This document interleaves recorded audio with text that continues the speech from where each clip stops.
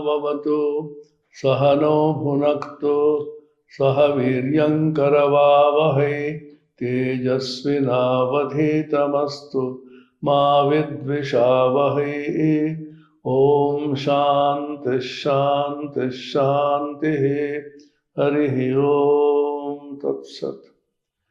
This is a mantra from Kathopanishad, which is chanted during Vidyabhyasa, learning teaching process, by the Acharya, the teacher, and the Antevasi, or the Sishya, the disciple or a student.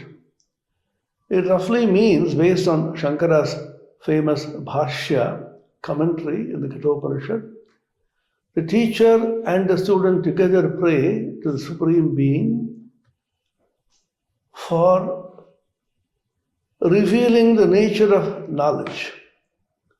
Again they pray to the Supreme Being to protect them both by revealing the application of that knowledge for the good of humanity.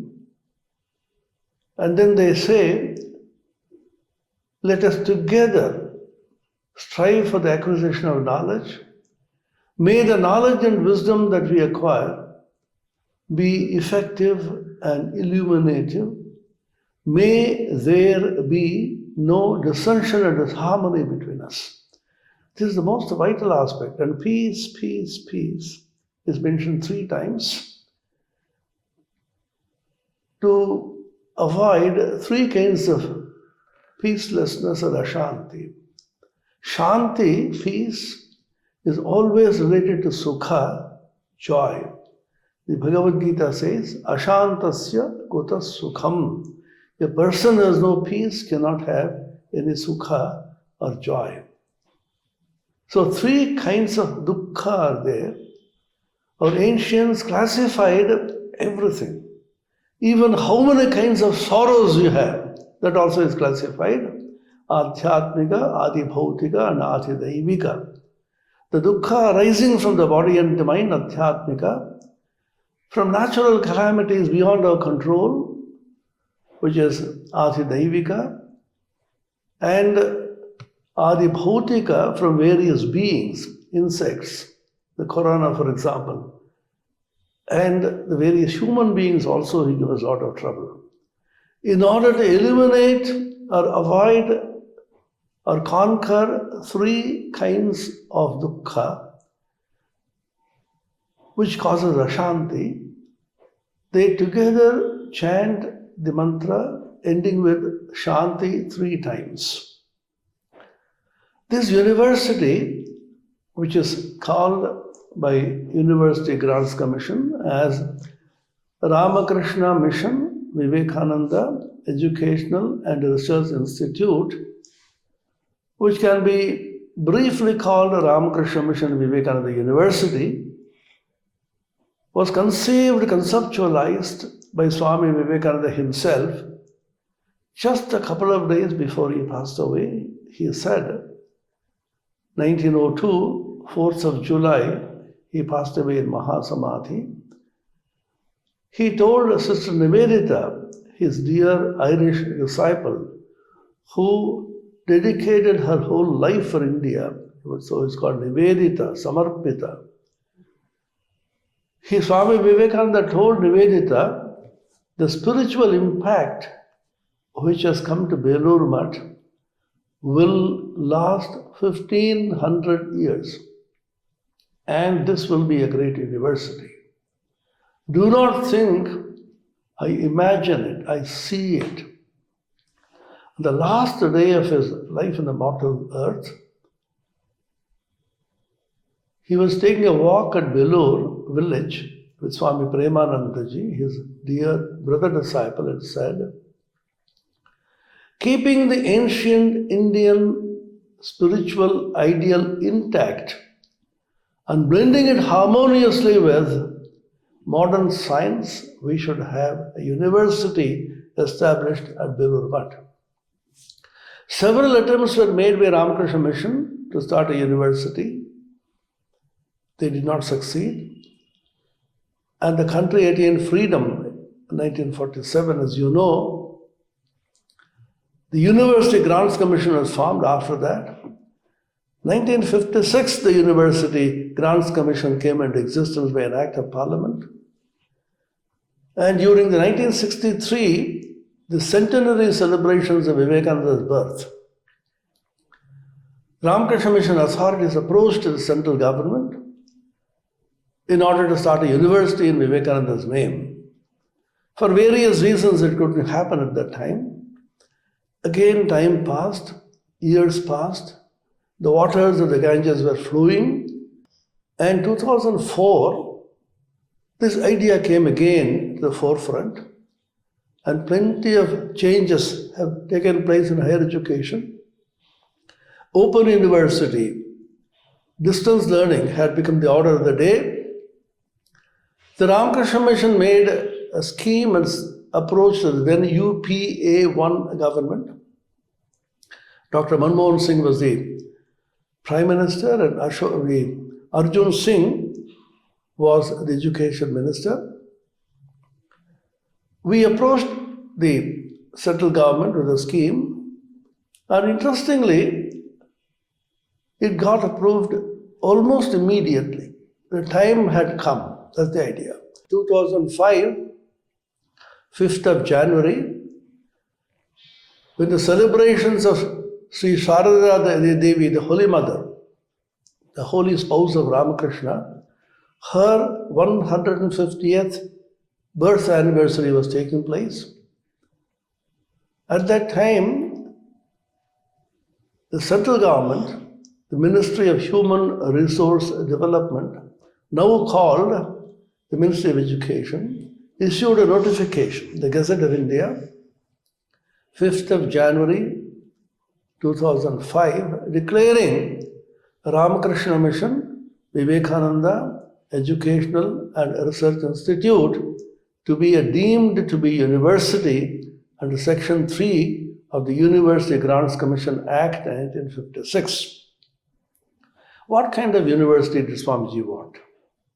Was it a university which will teach philosophy and religion and so on? Or was it a university in the modern type, conventional type of university? This was debated by the monks, by the admirers, by the educationists. Obviously, we thought Swami Vivekananda would not want a run-of-the-mill university, which are plenty in our country. We decided, by the divine will of Swami Vivekananda and Sri Ramakrishna, we had practically no role in it. It was divinely revealed, perhaps, that we should have certain areas which we call thrust areas, which will be gap areas in the sense. These areas are not usually addressed by any university in India and even abroad. We chose 5 thrust areas. What are the criteria by which they were chosen? 1, these should be gap areas, as I said, and they should benefit the common man. Universities are not institutions where examinations are held, research is conducted, papers are published, conferences take place, and the common man is left behind. Vivekananda did not want such a university. In fact, his powerful words, as long as the millions live in poverty and ignorance, I hold every man a traitor who, having been educated at the expense of the masses, pays not the least heed to them. Addressing the graduates who were passing out of the Madras University in those days, just overlooking the sea, the Senate Hall, he said, is there not water enough in the sea to drown you, your gowns, and all your certificates? What are you doing to the poor people? People who are downtrodden, people who are underprivileged, people who are marginalized. So this was a very serious question which was constantly agitating our minds. So the first thrust area we chose was disability management and special education, general and adapted physical education and yoga. And we had already established institute in Coimbatore in Tamil Nadu where these subjects were taught and teachers were trained in B.Ed and M.Ed and PhD in these areas. We need trained teachers to take care of these disabled people who are now called challenged or differently abled. And the second thrust area we chose, once again, Ramakrishna Mission has done a lot of work in this area for almost more than 5 decades. Integrated rural and tribal development and management. The two big centers of Ramakrishna Mission, one is at Narendrapur in West Bengal, the other is Ranchi in Jharkhand, where these areas have been specially cultivated, and each of them have a sprawling campus of nearly 300 acres each. The third area was Indian heritage. Swami Vivekananda said, Indians should know about India and its heritage first. Unfortunately, in India, educated people are so proud they do not know about India and then they do not know Sanskrit. No German, no Frenchman, no Italian will say, I do not know Italian or French or German. This is the tragedy of our country. We have allowed this to happen over centuries. The Macaulay type of education in which he said, we will give Indians such an education by which they will remain always devoted to Western knowledge and English. Outwardly they will appear to be Indians, but inwardly they will be thoroughly anglicized. And he promulgated this educational policy, which we have been following till now. Till recently we are trying to change it. The mindset is not easy. He killed our backbone, the spiritual and cultural backbone of India by introducing this. It may take quite some time for us to come out of the mindset.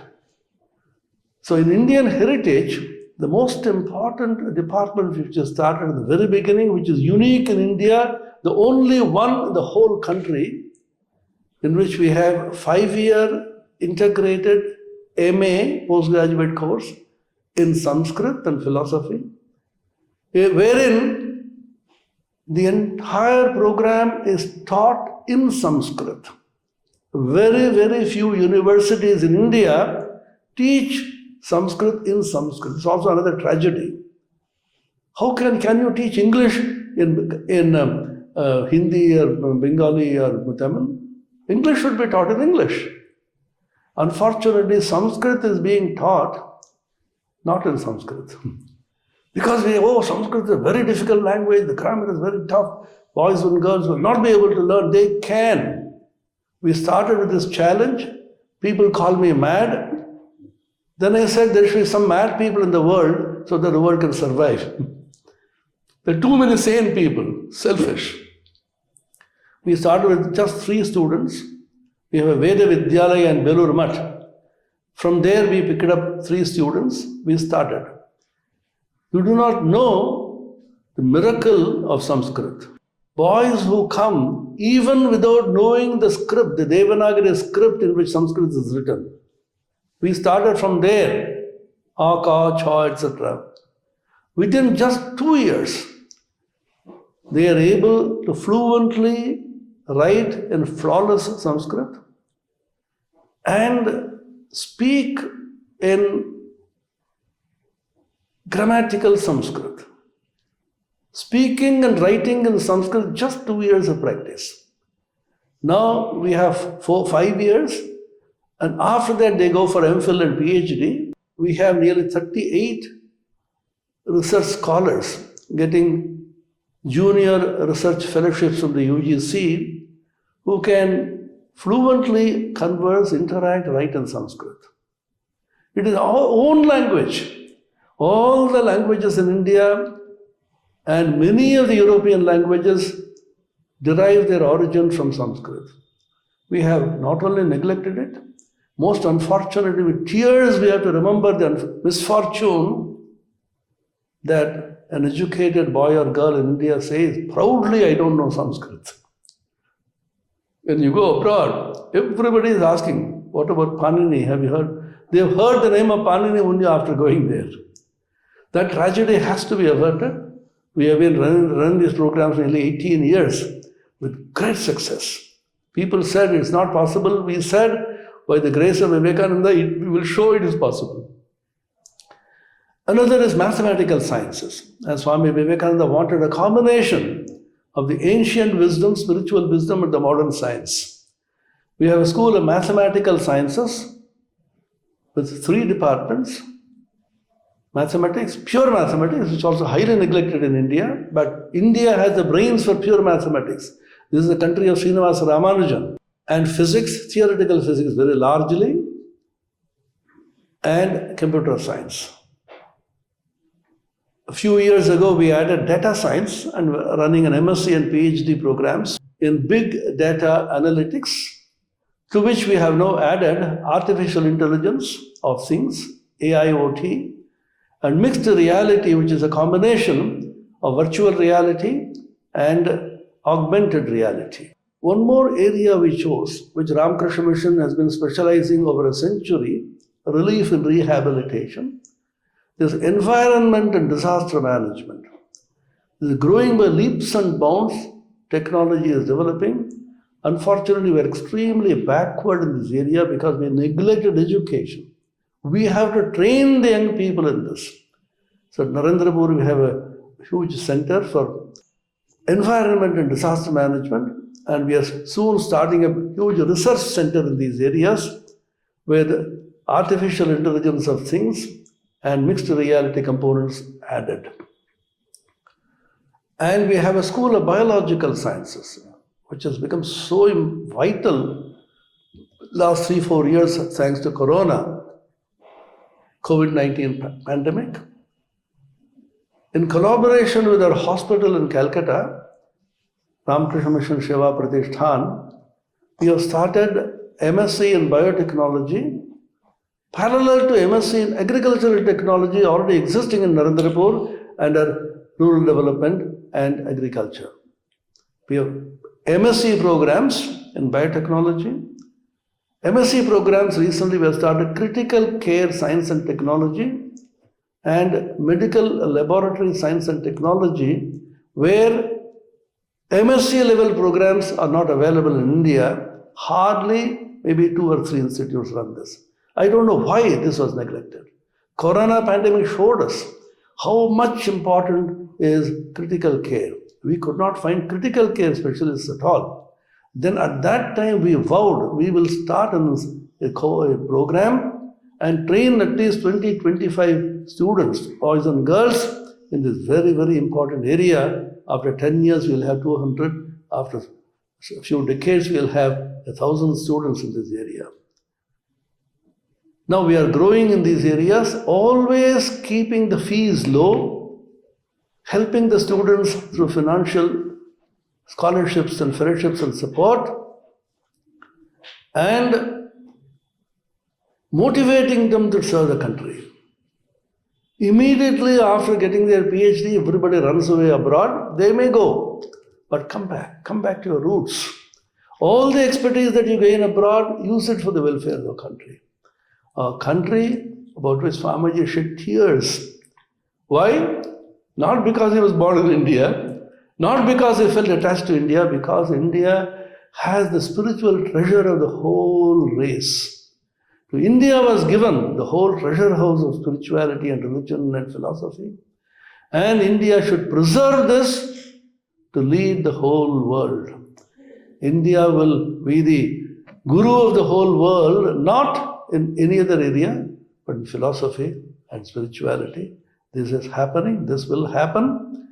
And our young boys and girls should be motivated to be pure, to be unselfish, and to be truthful. Character development with 3 H's. Head to think, heart to feel, and hands to work. With these 3, jnana, bhakti and karma, And yoga as a path of concentration and meditation. An individual can realize his own inner divinity and awaken the inner divinity of everybody with whom he gets into contact. This is the vision, and we have largely succeeded, but still we have miles and miles to go, because Swami Vivekananda's vision is huge and large. Atmano mokshartham jagat-hitaya cha was his great motto which he gave us. For one's own liberation. Liberation from what? Not the mukti in the ordinary Vedantic sense. Liberation from bondage, liberation from ignorance, liberation from littleness, liberation from selfishness, and jagat-hitaya cha, for the welfare of the whole world in all areas. Physical, mental, psychological, material, and spiritual. Thank you. Om Shanti Shanti Shanti Harihi Om Tat Sat Shri Ramakrishna Arpanamastu.